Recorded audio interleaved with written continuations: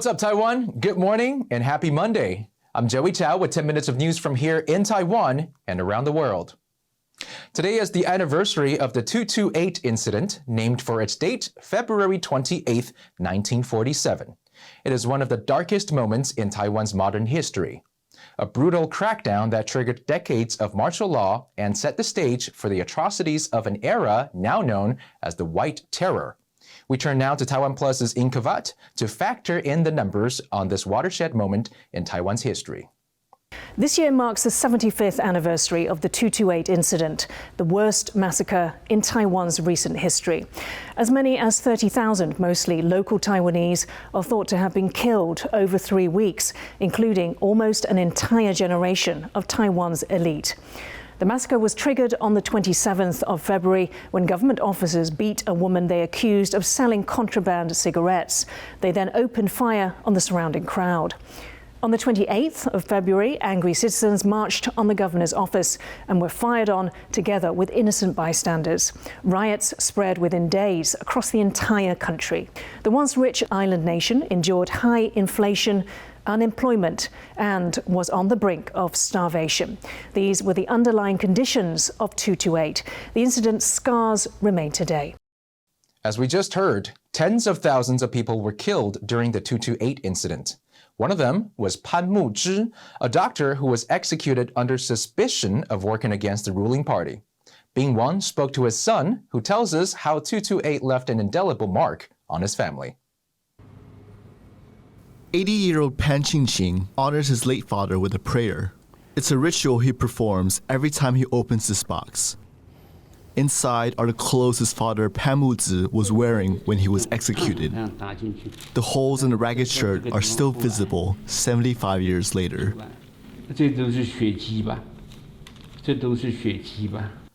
Pan Qingqing was just 5 years old when his father was killed.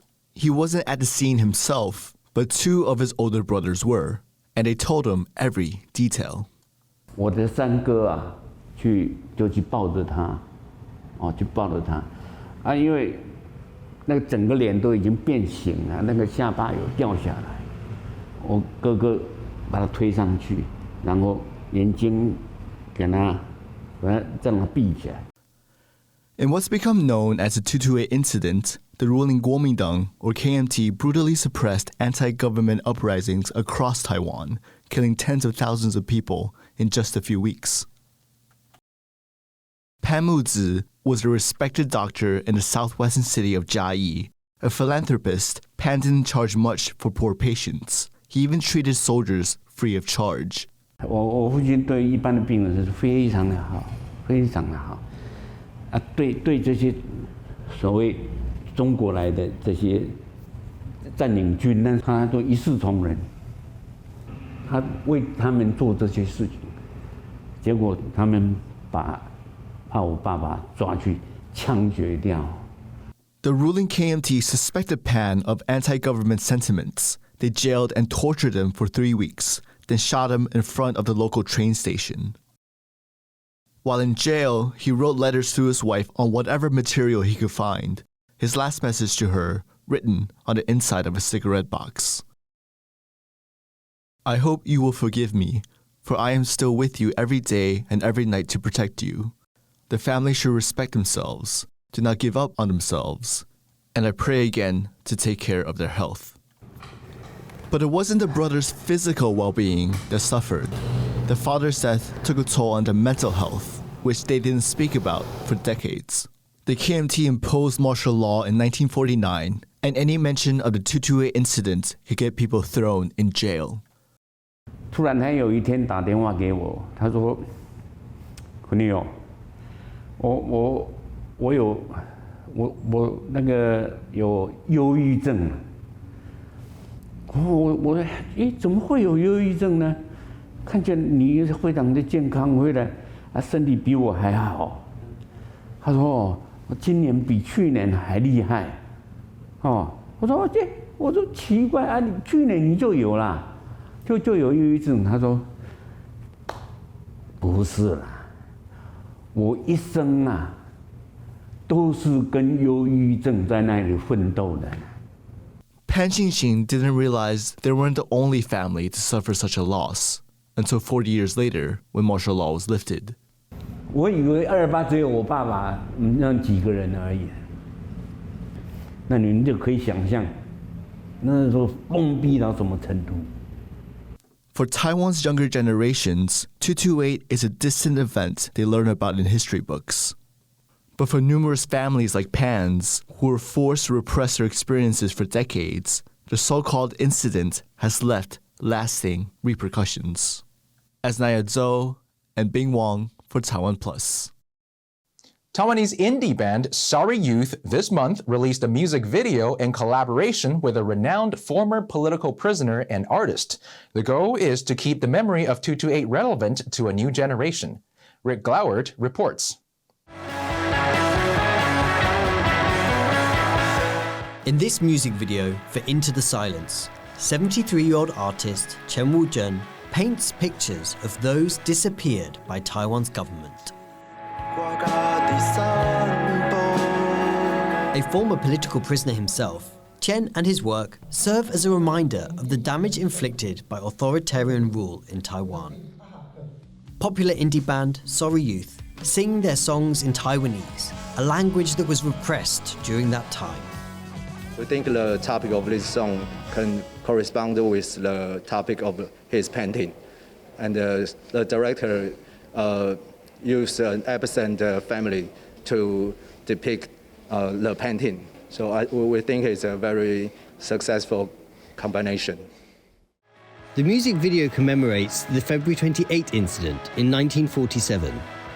These buildings were once military courts and detention centres for political prisoners, but in 2007, the government turned them into a human rights memorial and museum. It is a favoured venue for events like these that both confront Taiwan's checkered past as well as contemplate the country's future. The music video was premiered here, and among the audience, many young Taiwanese keen to explore the country's authoritarian period. 其實我感覺足感動，因為本身我本地就介意這個歌，就是我本地就介意拍攝。近幾年，就是關於台灣歷史的研究，還有一些作品都越來越多。對，那我其實還蠻喜歡看這類作品，所以我會覺得蠻重要的。For years, the truth about crackdowns on dissent during authoritarian rule, such as the February 28 incident, were obscured. Now, this past has been finding its way into Taiwanese popular culture. Gongsheng, a music festival set up in 2013, has become an annual event marking the February 28 incident. The students that first organised it say they wanted to turn a national wound into an opportunity for understanding.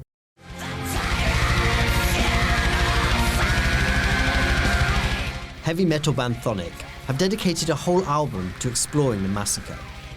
I think a lot of these approach coming from obviously a relearning because at least for my generation, we weren't really taught in depth about this violent past. It's usually just a page, right, in a textbook, but wasn't sort of more explicitly developed or explored.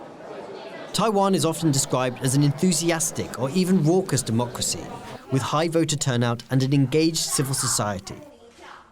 But the country fought hard for its democracy, only ending decades of authoritarian rule in 1987. Taiwan's current government has promised to right the wrongs of the nation's dark past, a process known as transitional justice.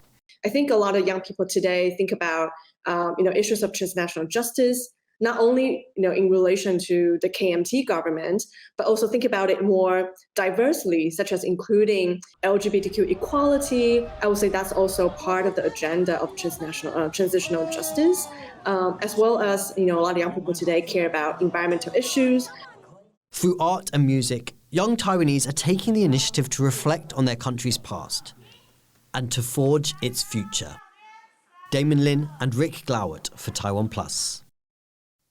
Thank you for watching What's Up Taiwan. Remember to download the TaiwanPlus app for more stories from here in Taiwan and around the world. Finally, we'll leave you with images of the 228 Memorial Park and Museum in Taipei. I've been Joey Chou. Have a great day, and I'll catch you on the flip side.